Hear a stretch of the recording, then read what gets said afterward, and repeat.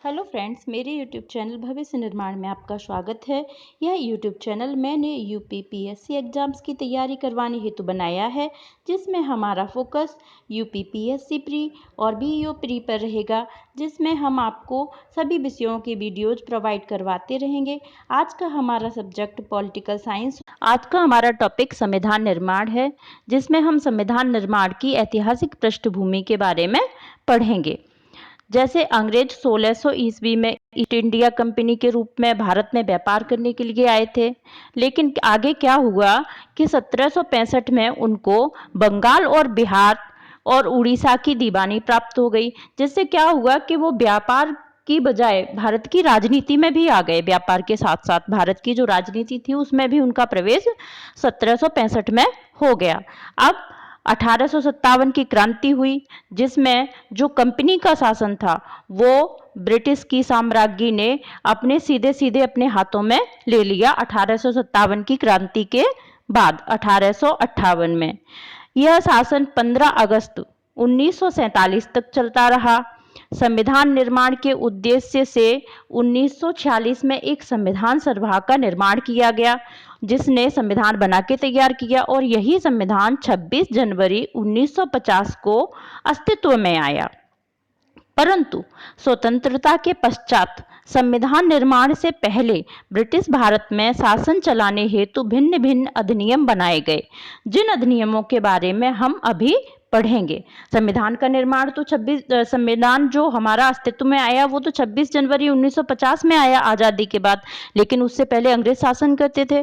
तो अंग्रेज जो शासन करते थे उन्होंने भी कुछ नियम कानून बनाए थे, और वही नियम कानून बाद में क्या है कि धीमे धीमे हमारे जो संविधान है उसका इतिहास बन गए। तो उनके बारे में भी इनके बारे में हम पहले पढ़ेंगे, उसके बाद पढ़ेंगे कि संविधान सभा का गठन कैसे हुआ और संविधान का निर्माण कैसे हुआ, उसमें क्या क्या है। ठीक है, तो अभी हम जो पहला एक्ट बना वो है 1773 का रेगुलेटिंग एक्ट, जो कि कंपनी के शासन के अधीन है। ये तब तक चलेंगे जब तक कि 1858 में ब्रिटिश साम्राज्ञी डायरेक्ट अपने हाथ में भारत का शासन नहीं ले लेती हैं, तब तक क्या चलेंगे, रेगुलेटिंग एक्ट चलेंगे, चार्टर एक्ट चलेंगे। ठीक है, जैसे 1773 का रेगुलेटिंग एक्ट है। इस समय पे जो गवर्नर जनरल था वो था लॉर्ड वारेन हेस्टिंग्स। क्या हुआ कि कंपनी के राजनीतिक और प्रशासनिक कार्यों को ब्रिटिश संसद ने मंजूरी दे दी। रेगुलेटिंग एक्ट में पहली बार कंपनी को राजनीतिक और प्रशासनिक कार्य भारत में करने की अनुमति दे दी गई। भारत में और इसी रेगुलेटिंग एक्ट में भारत में केंद्रीय प्रशासन की नींव भी रखी गई, क्योंकि बंगाल का जो गवर्नर था उसको गवर्नर जनरल बना दिया गया, और बंबई और मद्रास के गवर्नर बंगाल के गवर्नर जनरल के अधीन कर दिए गए।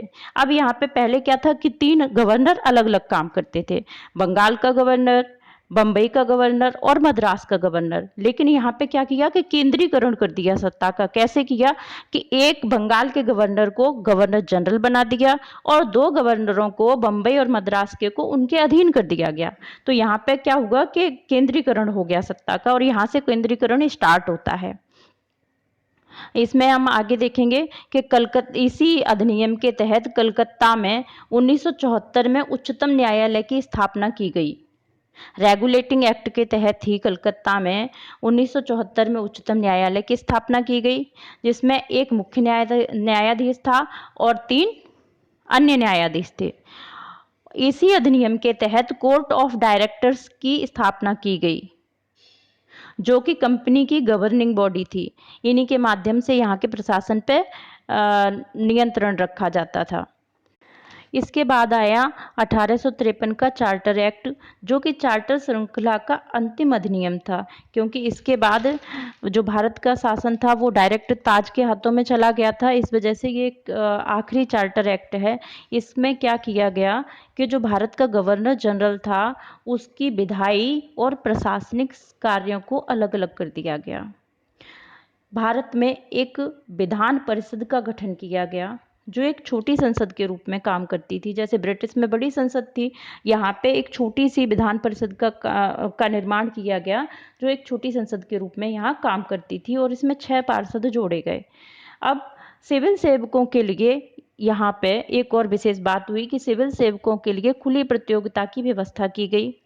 भारतीय नागरिकों के लिए सिविल सेवा को खोलने का प्रावधान किया गया, और इसी प्रावधान के लिए मैकाले समिति की नियुक्ति की गई। भारतीय सिविल सेवा के संबंध में मैकाले समिति की नियुक्ति की गई। पहली बार भारतीय केंद्रीय विधान परिषद में स्थानीय प्रतिनिधित्व के लिए अनुमति दी गई।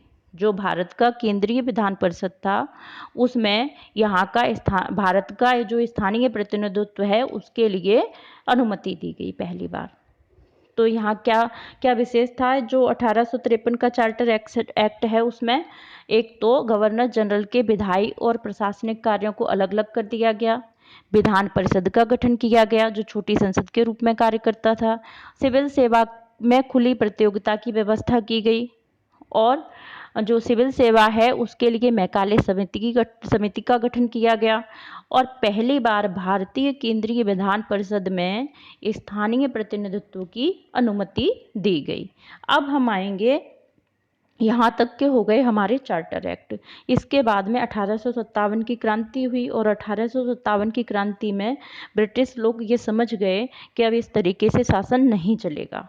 तो वहाँ की जो साम्राज्य थी उसने डायरेक्ट अपने हाथ में शासन लिया कि अब हम भारतीय लोगों की जो मांगे हैं उनको सुनेंगे और उनके ऊपर हम शासन करेंगे, कंपनी नहीं करेगी शासन।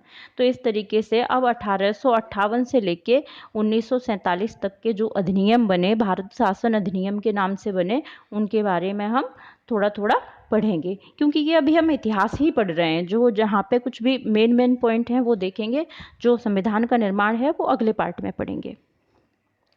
तो 1858 का जो भारत सरकार अधिनियम है उसमें क्या क्या विशेष था, इसमें जो पहला विशेष काम था वो यही था कि सीधे महारानी विक्टोरिया ने अपने हाथ में शासन ले लिया था, और गवर्नर जनरल के पद को समाप्त कर दिया गया।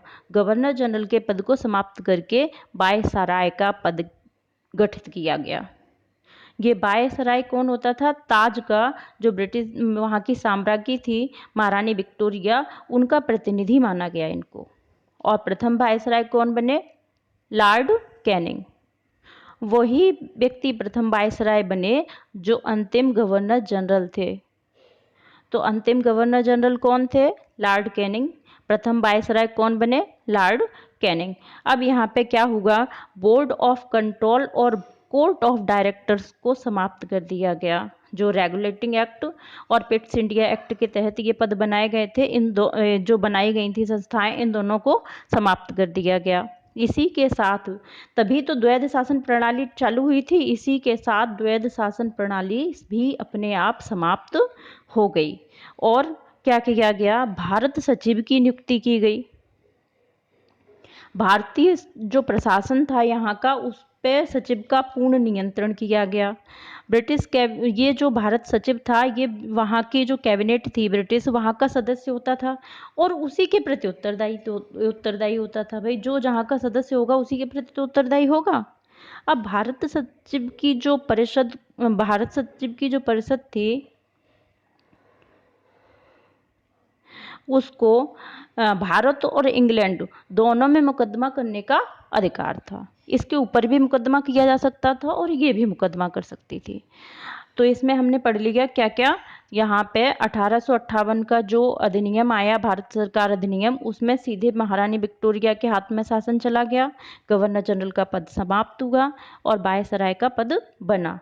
प्रथम वायसराय लॉर्ड कैनिंग बने। बोर्ड ऑफ कंट्रोल और कोर्ट ऑफ डायरेक्टर्स को समाप्त कर दिया गया। द्वैध शासन प्रणाली अपने आप समाप्त हो गई। भारत सचिव की नियुक्ति की गई, और भारत सचिव ब्रिटिश कैबिनेट का सदस्य होता था और उसी के प्रति उत्तरदायी भी होता था। अब हम देखेंगे 1861 का भारत परिषद अधिनियम। 1861 का जो भारत परिषद अधिनियम है, इसमें भारतीय प्रतिनिधियों को कानून बनाने की प्रक्रिया में शामिल होने का अधिकार दिया गया। भारत के जो प्रतिनिधि थे उनको कानून बनाने की प्रक्रिया में शामिल होने का अधिकार दिया गया। ये अधिकार क्यों दिए जा रहे हैं? क्योंकि अभी 1857 में क्रांति हुई थी ना, तो अंग्रेज समझ गए कि अगर इनको विश्वास में नहीं लेंगे तो यहाँ हमारा शासन नहीं चलेगा।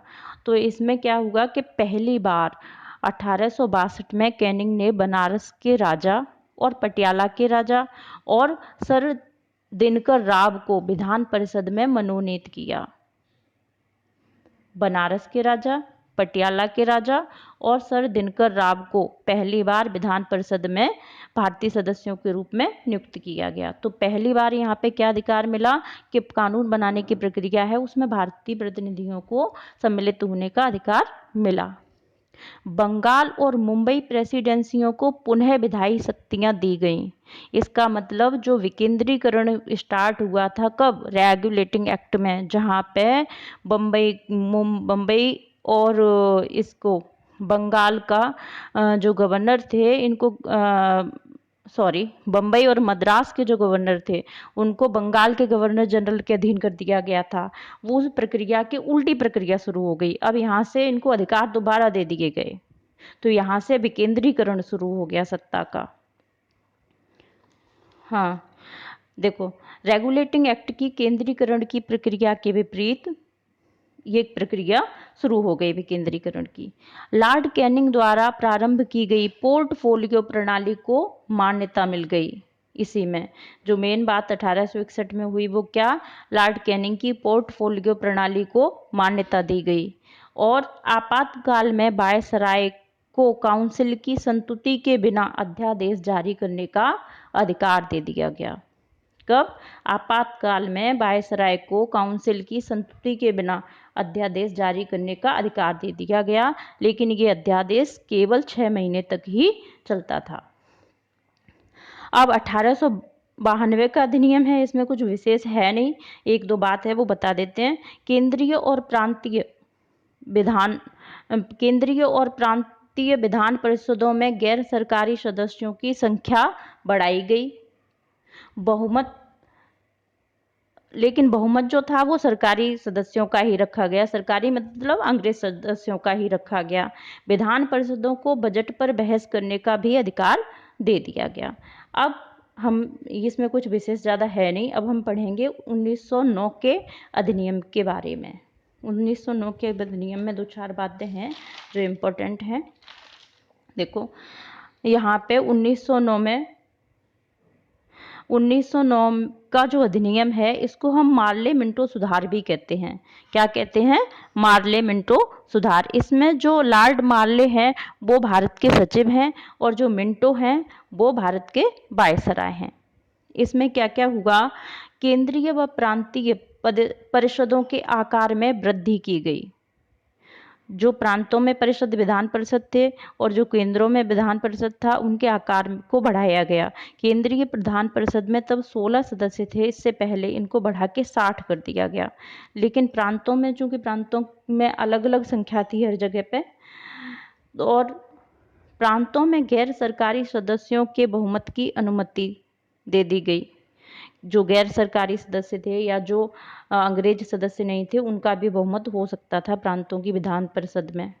पहली बार किसी भारतीय को वायसराय की कार्यपालिका परिषद में का सदस्य बनाया गया और ये भारतीय थे सत्येंद्र प्रसाद सिन्हा।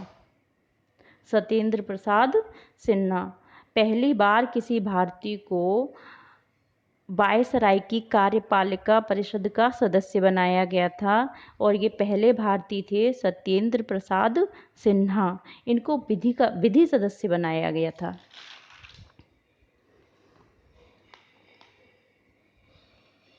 बजट का संकल्प रखने का अधिकार दे दिया गया।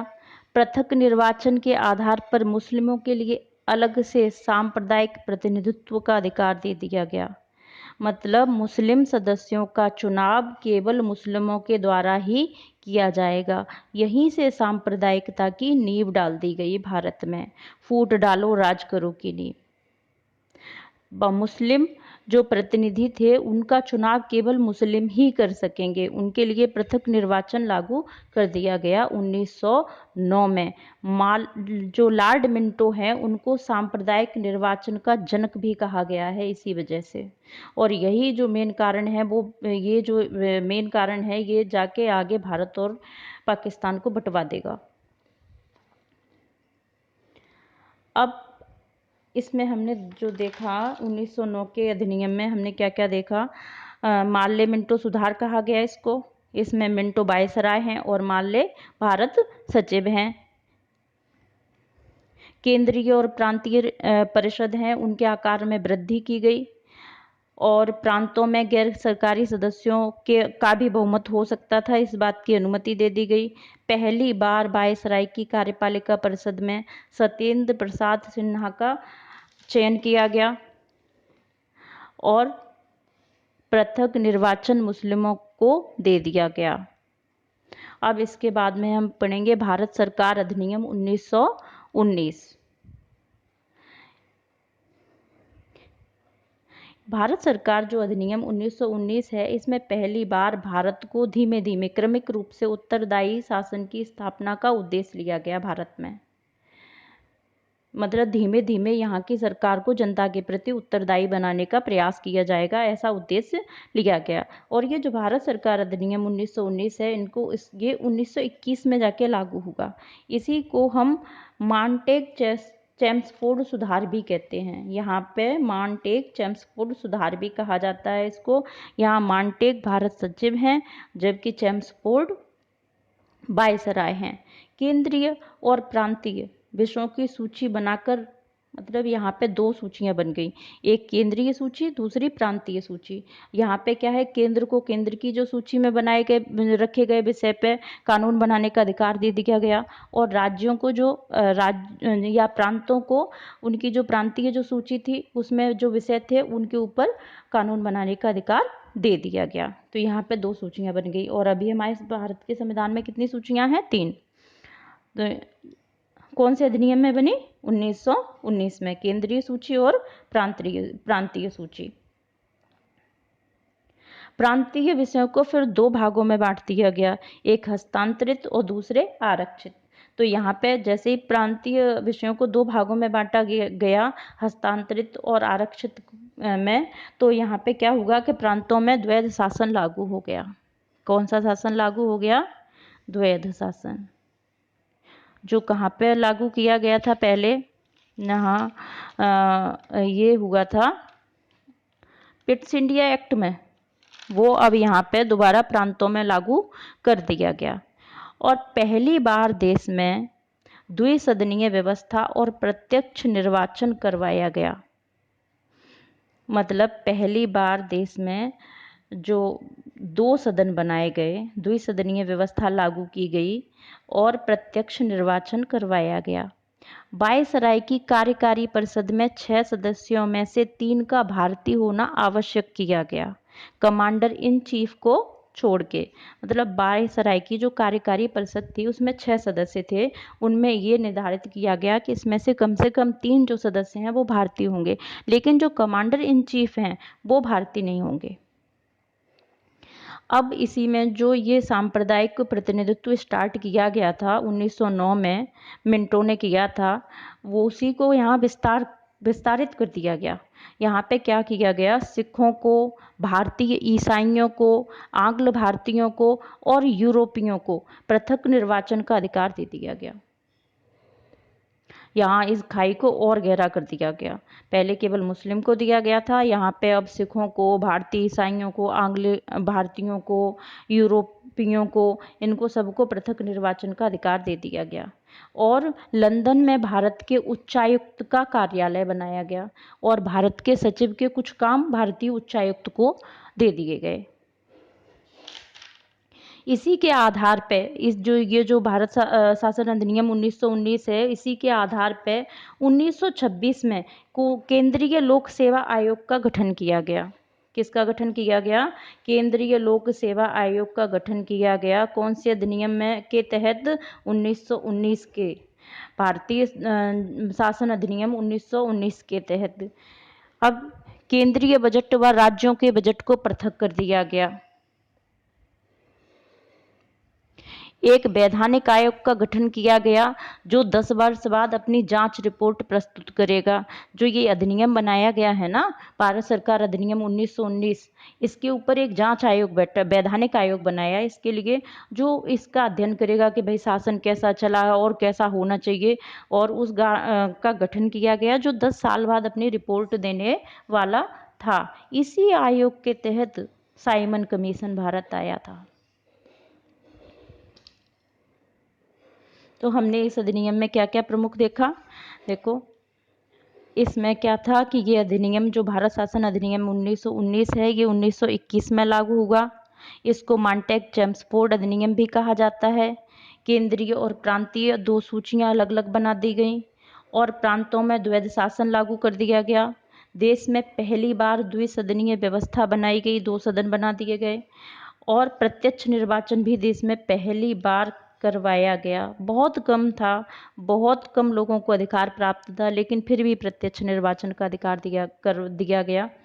और जो भारत वायसराय की कार्यकारी परिषद थी, उसमें 6 सदस्यों में से 3 सदस्य भारतीय होना सुनिश्चित किए गए।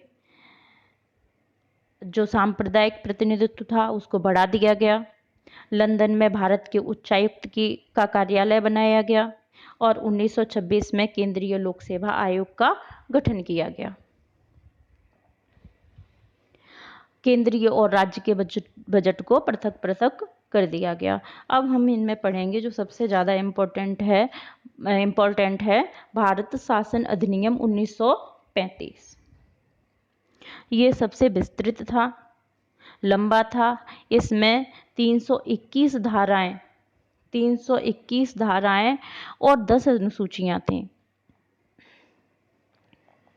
इसी भारत शासन अधिनियम 1935 है, इसके द्वारा इसी अधिनियम के तहत अखिल भारतीय संघ की स्थापना की गई। अखिल भारतीय संघ की स्थापना की गई। और जो पिछले अधिनियम में हमने 1919 वाले में देखा था कि 2 सूचियों में विभाजित कर दिए गए थे, केंद्रीय सूची और प्रांतीय सूची, और यहाँ पे क्या होगा, 3 सूचियों में विषयों को विभाजित कर दिया गया, संघ सूची, राज्य सूची और समवर्ती सूची।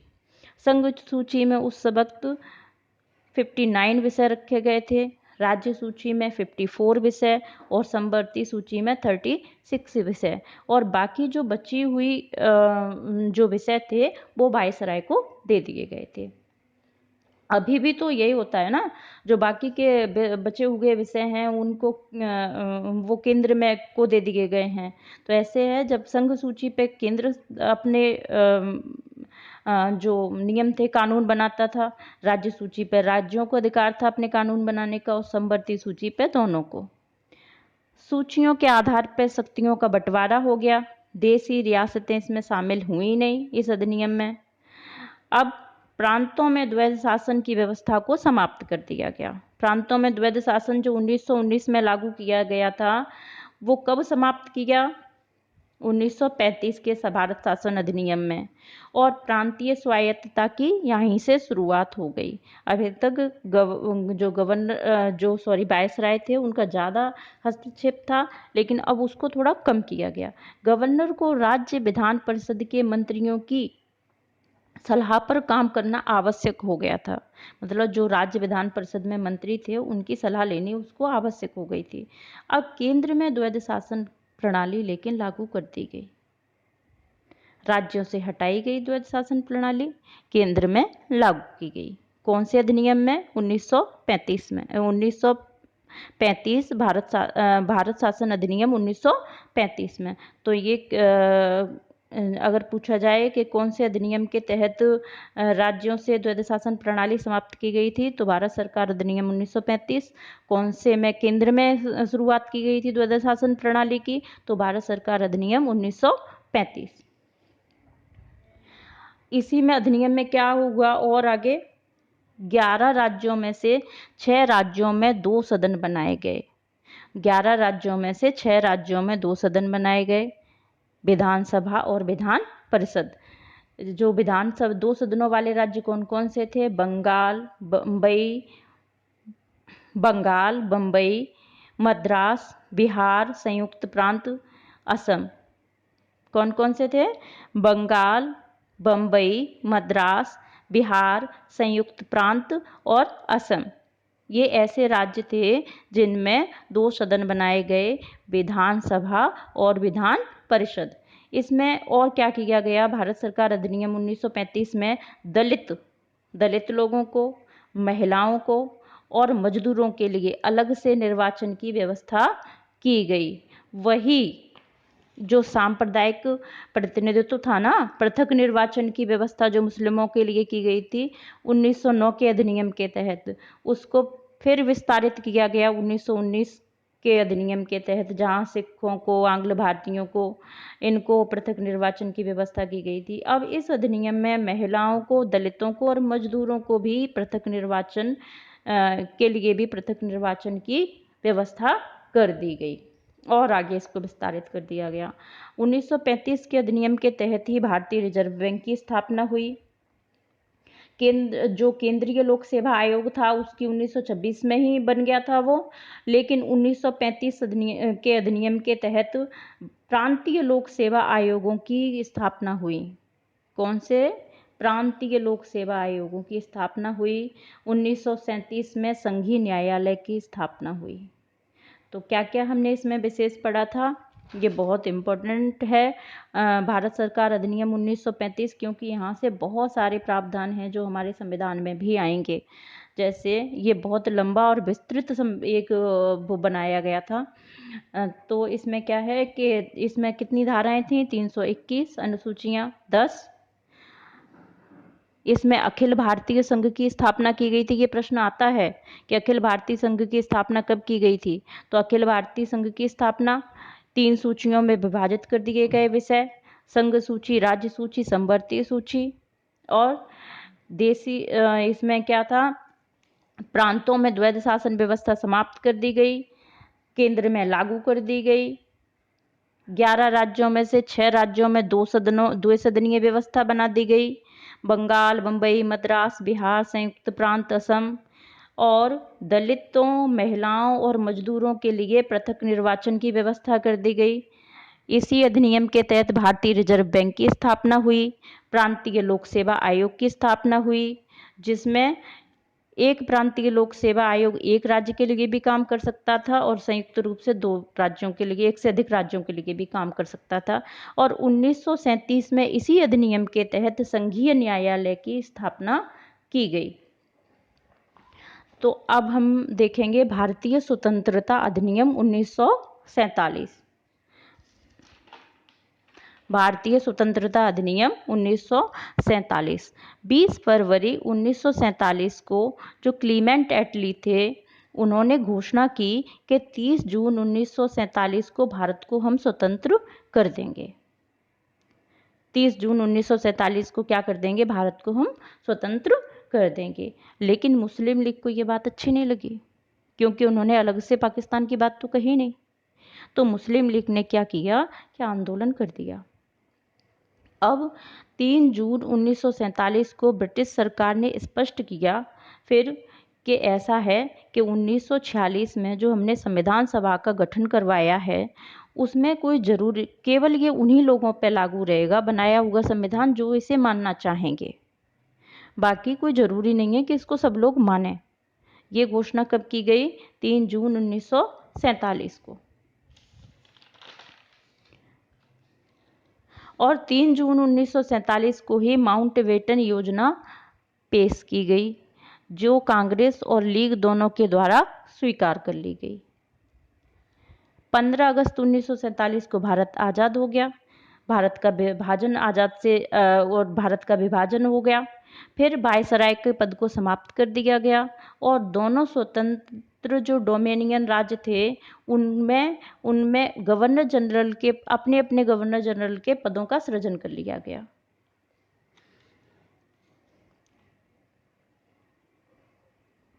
और उनको, दोनों ही देशों को अपनी अपनी स्वतंत्र संविधान सभाओं के निर्माण का अधिकार दे दिया गया। ब्रिटिश भारत का जो सचिव का पद था उसको समाप्त कर दिया गया।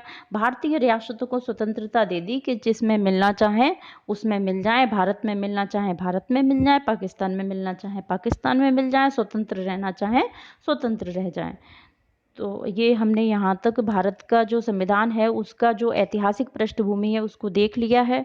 अब हम अगले जो वीडियो लेके आएंगे उसमें आपको भारतीय संविधान सभा, भारत का जो संविधान है उसका निर्माण कैसे हुआ, लागू कैसे हुआ, वो सब कुछ बताएंगे। Thank you. अगर वीडियो अच्छा लगे तो प्लीज़ लाइक एंड सब्सक्राइब।